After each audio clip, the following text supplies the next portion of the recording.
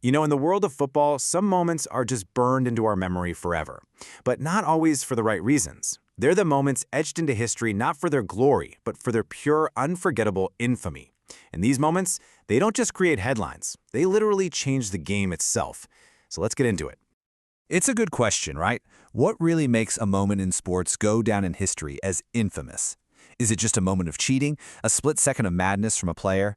Or is it something much bigger, something happening behind the scenes?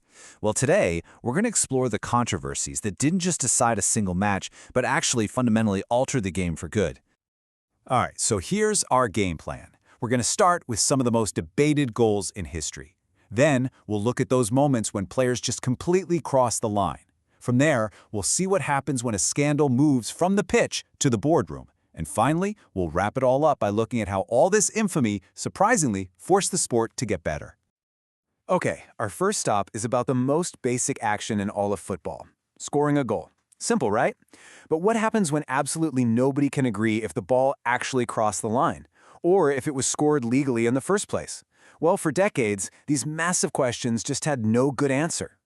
I mean, just look at this timeline. You've got three massive game-deciding moments, decades apart, but they all boil down to the exact same thing: human error in a ridiculously high-stakes situation. In '66, was Hurst's shot over the line in the World Cup final? To this day, nobody knows for sure. Then in '86 and '09, you have two of the most blatant handballs you'll ever see, both missed by the officials, and each one sparked absolute international outrage. And this quote, this right here is why the hand of God became a legend.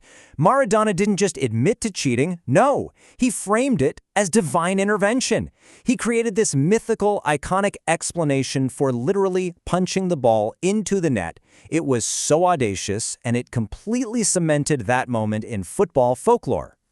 Now contrast that with Thierry Henry's admission. There was no myth-making here, was there?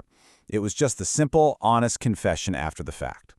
The fallout from his handball, which sent France to the World Cup instead of Ireland, was just immense.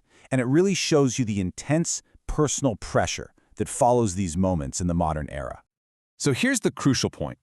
These weren't just unlucky calls. They were systemic failures that kept happening over and over and over again. After each one of these controversies, the calls for technology just got louder and louder, until, finally, things like goal line technology became a reality. All right, now we're going to move from mistakes to outright malice. Sometimes the controversy isn't about a referee's error at all, but about a player's deliberate act of violence or just a complete and total loss of control. Can you even imagine a match so out of control that police have to storm the field 4 separate times just to break up fights? That was the Battle of Santiago. It wasn't really a game of football. It was pure chaos, with players throwing punches and kicks. It became infamous as one of the most brutal matches ever played. But here's the incredible part: the legacy of that chaos. The English referee for that game, Ken Aston, was so shaken by what he saw that it inspired him to invent the yellow and red card system. He basically created a simple, universal language to control the game, and it was born directly from one of football's absolute ugliest moments.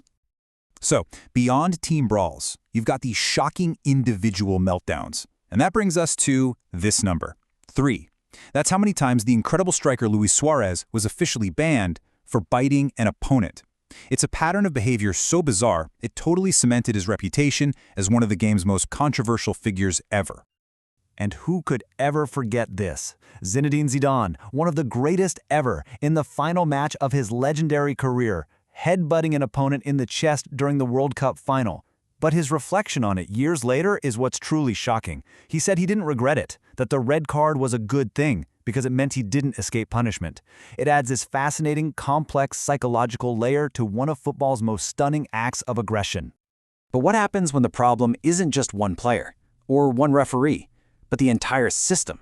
This is where controversy turns into full-blown scandal, moving from the field of play right into the halls of power. So this slide here breaks down 2 of the biggest scandals in sports history, period. On one hand, you have Calciopoli in Italy, which was basically a scheme to rig matches by controlling which referees got assigned to which games.